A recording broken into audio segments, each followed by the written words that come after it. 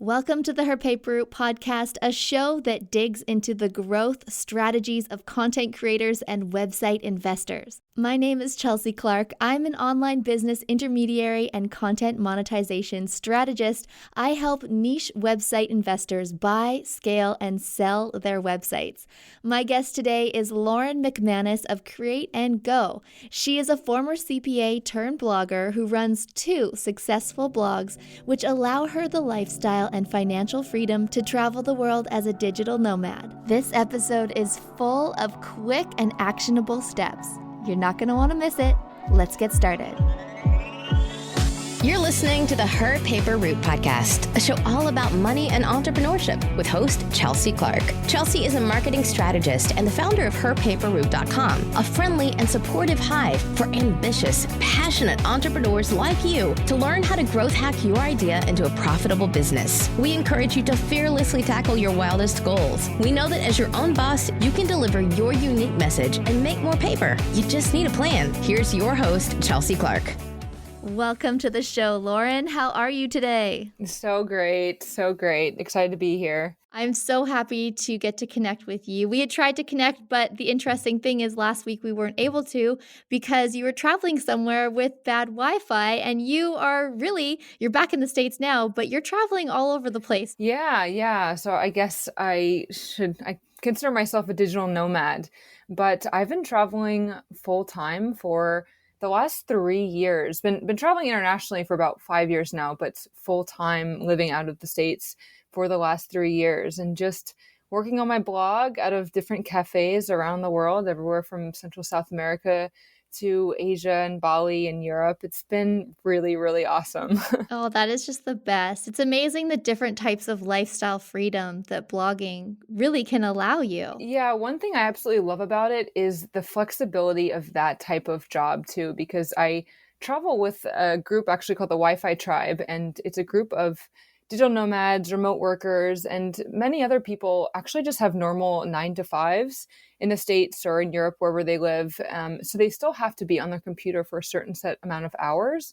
But I love the flexibility of blogging because I can set my own hours and I can take off random days during the week to go do things like volcano hiking, which is what I did on Monday of this week.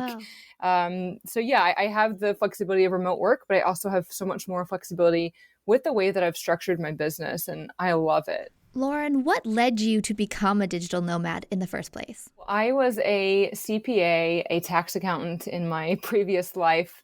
I've been working in that industry for a few years.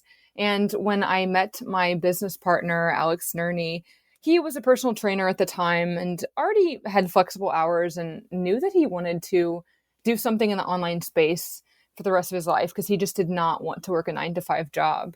And I was the complete opposite. I was going to climb the corporate ladder. I had already started, and I knew that I was going to be successful in that field, in that industry. And so when he actually started actually it wasn't his first website. So he had one for his personal training. But when he started our first website, it actually just started with me helping him out here and there with the images and a little bit of WordPress, which I didn't even know at the time, more just correcting his grammar and stuff like that. And honestly, I just got pulled into this whole other world because the more I started to learn a bit more about online business and started helping him, it just morphed into this thing that we created together. And I ended up quitting my job a few months later before I was even making any money to just try to make something of this first website. And, fast forward now 4 or 5 years, and we have 2 successful blogs that we run full time. And yeah, I can travel the world while I work. That's so cool. I love how you quit before you saw that revenue coming in because you just knew you had to go all in and take a chance on it. And it worked out. So well done. And as you had mentioned, yes, you have grown 2 successful 6-figure blogs. And now I know that there are hundreds of moving parts in blog growth, but I would love it if you could walk us through your growth strategy for what you have done to hit 6 figures blogging. Yeah. So our first website, we still run it today. It's a health and wellness website that focuses mainly on fast weight loss. And that was the very first website that we started. We started it because we both had some experience in that space. Alex has nutrition certifications and he was a personal trainer. I was a hardcore vegan for a couple of years. So we started with something that we knew. And, for the first few months, we were really focused so much on money, which most people are when they start a new business. They just try to make money as quickly as possible. And we tried the same thing and we just made mistake after mistake after mistake. And really the biggest part for both of our businesses and the way that we have been able to grow them so quickly is focusing more on our audience and a little bit less on the money side, and just really taking those steps in the right order. Because when we put the money before the audience the first time, we ended up creating an amazing diet program that one single person purchased in the first few months, because we created something that we thought that people would want based on what we thought we would want. And we actually our first blog ended up kind of failing, and we went and started from scratch with a new health and wellness blog. And this time we focused on really driving traffic and creating an email list and building that audience first. And we then communicated with them about what they wanted more from us. And we actually repackaged our first diet program, just remarketed it at this new audience and just gave it a new face, changed a few things. And we actually sold it right away the second time around because we built the audience first. So we had the audience to purchase it, and we also had the product that we knew that they wanted. And that strategy has really served us well. And then growing the second blog, we did the same thing. We created the audience first, and then we created the products. And just really having a good relationship with our customers and constantly communicating with them about what they need has been such an amazing way for us to grow and to grow without failing as much. Oh, that's great. Yeah. So, audience first, and you're being able to build out products later on once you know what your audience wants and how you can really help them. You're focusing on building that community. That's really, really good. And when you had mentioned that you were creating products and asking, communicating with them, how do you communicate with your audience? What's your favorite way to survey them and find out what they really want to hear from you? So there are multiple things depending on what we're trying to do, but the first thing that we did in order to begin to narrow things down and think about what kind of first initial product that we wanted to create was there was one question that we asked in our very first welcome email at the bottom of the email. And it said, what's the number one thing that you're struggling with when it comes to losing weight? And what we ended up actually receiving back was not what we expected. I think we expected something along the lines of, I'm too lazy to go to the gym, I'm feeling unmotivated. We actually would get people pouring their hearts out and telling us their stories of, I am lazy, I can't get to the gym, but I have 2 kids, I have a full-time job. They would give us this whole persona and this whole story about what they were struggling with. And it was through those stories and that feedback that we were able to really figure out that our target customer was not just someone who wanted to lose weight. They were, between the ages of 45 and 60, and they did have a few kids. They worked a full-time job. They struggled with this and that. And we were able to really hone down on that character. And then we were able to then structure our emails and our sales pages and our products around serving this specific person as closely as we could. And so that question and just communicating that way, asking open-ended questions via email is one really great way to ask your audience and hear more from them. If you have a community group like on Facebook or somewhere else, just asking open-ended questions. People love to give their opinions these days. So all you got to do is ask for it. And then one other tool that we use is we do surveys occasionally through, SurveyMonkey has a free plan. And before creating products, and often after we create products too, after someone, takes one of our courses, we send out surveys to ask, how they liked the course and if there's anything that they would change about it or any other suggestions. Or if we're trying to think about what kind of course to create, we'll ask questions like, what would you like to see from us next?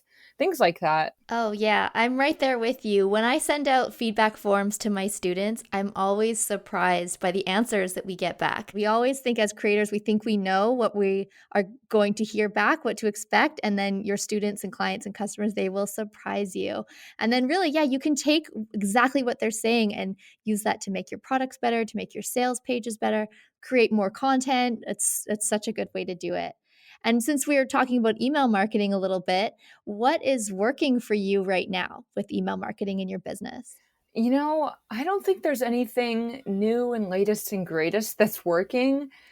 To me, email is just more about, again, kind of that just communication. And I don't just mean blasting people with emails. I mean just actually thinking about what people want to hear. And Alex and I like to operate under honesty and transparency above all. And for me, especially because I actually just started my own podcast and there's literally only 4 episodes. Congratulations. Thank you.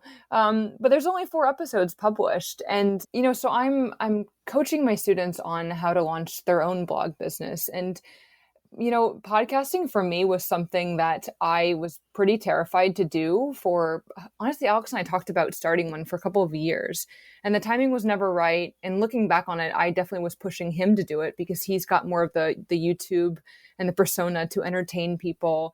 And looking back on it, I think I was just scared and I didn't want to do it. I didn't think I was going to be good at it. And so actually throughout this phase of launching this podcast, that's exactly what I've told my audience. I have told them how scared I was to do it, how I've been told before in YouTube comments that I have vocal fry. I've been very honest with my audience about my struggles and my hesitancy to start this podcast because they're also in this space of trying to create things and they feel the same fears. So I've just been doing my best to try to communicate all of that as I'm feeling it as well. And I think that email is a really great outlet to be able to just be honest with people. And I don't know, I don't know if that's much of a strategy, but that's just what really works for us. And it's been that way for years now. Running a profitable blog takes a few great tools. I know it can be hard when you are trying to develop and monetize when you don't know which tools actually can help you get ahead and which ones are just pricey, shiny object distractions. To make it really easy for you, I have compiled a list of all of the tools, software, apps, templates, and training that I use to run and scale my blog and business. From the best email service providers to legal page templates to beautiful styled stock photography, reliable web hosting, and even cart systems for selling digital products. It's all there. Find all of the tools of the trade that I swear by going to herpaperroute.com/tools. Let's dig right into monetizing now, because that is always a hot topic for anything to do with blogging. What is your favorite way to monetize these blogs that you're growing? Well, what works the best, what I think is some of the most sustainable and consistent income, is definitely creating your own products or services.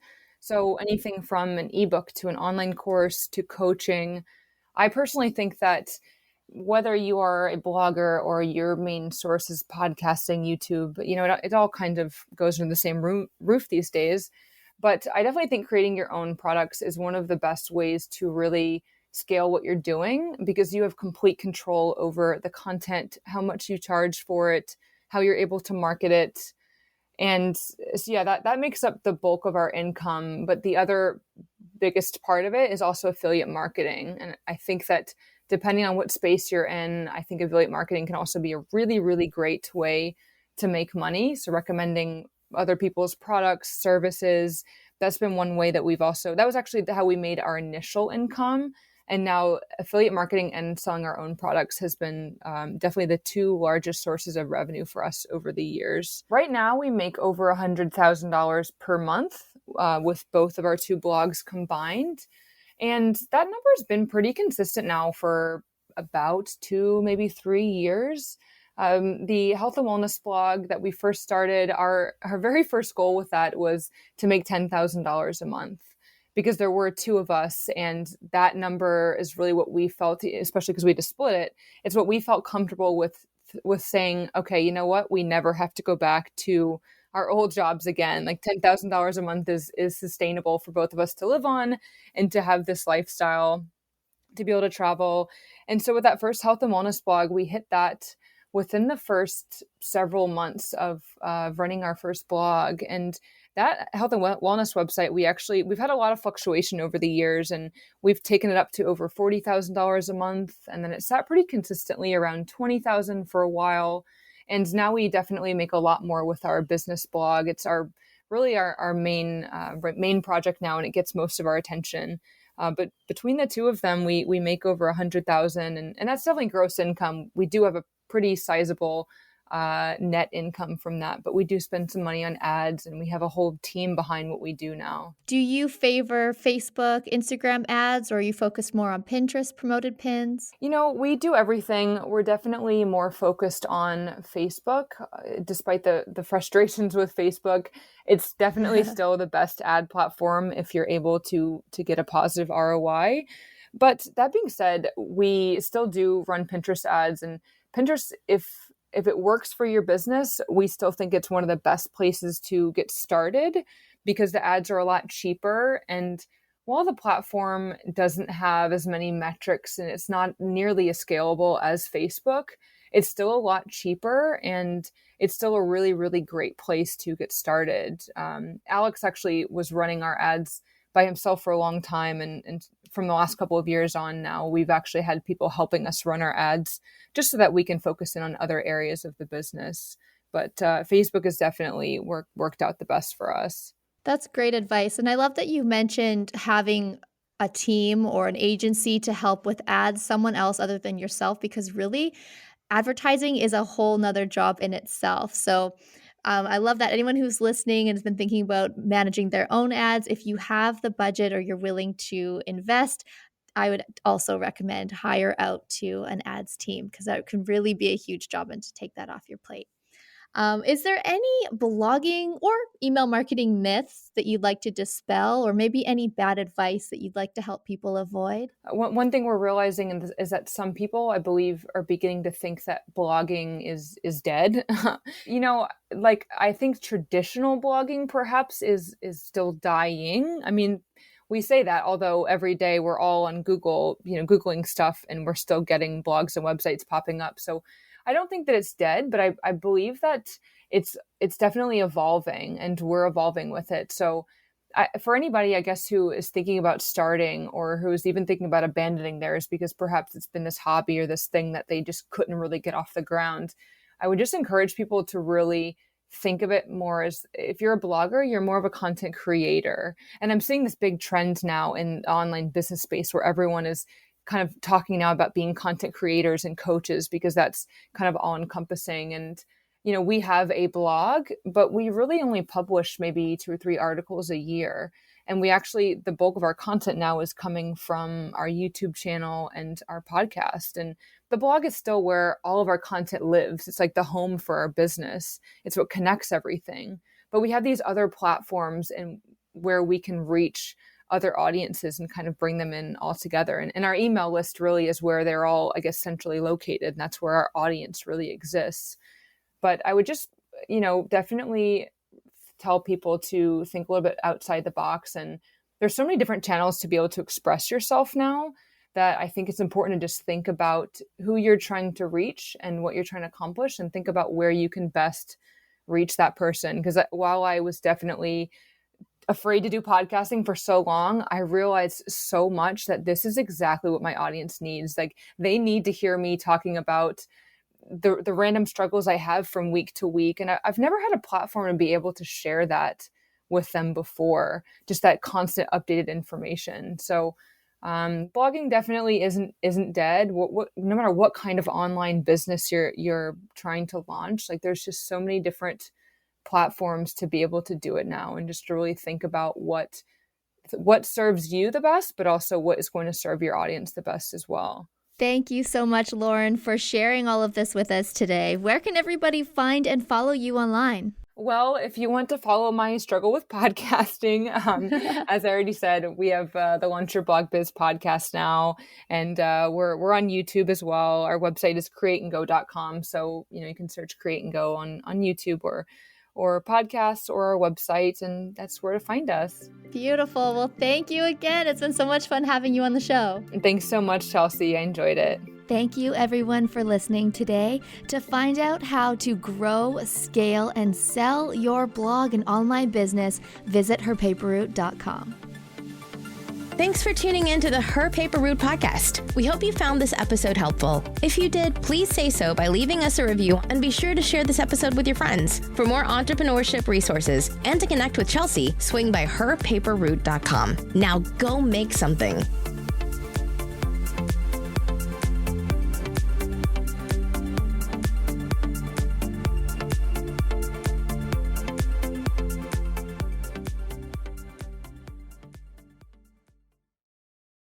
Weddings are the celebration of all the details that make a couple perfect for each other. And you can find your perfect fit too at Indochino. Choose every detail of a custom tailored suit, from lapels to linings and more, starting at just $4.99. My bad. Shh. Sorry. Find the suit that's perfect for you. Go to Indochino.com and use code PODCAST for 10% off any purchase of $3.99 or more. That's 10% off $3.99 or more at Indochino.com. Code PODCAST.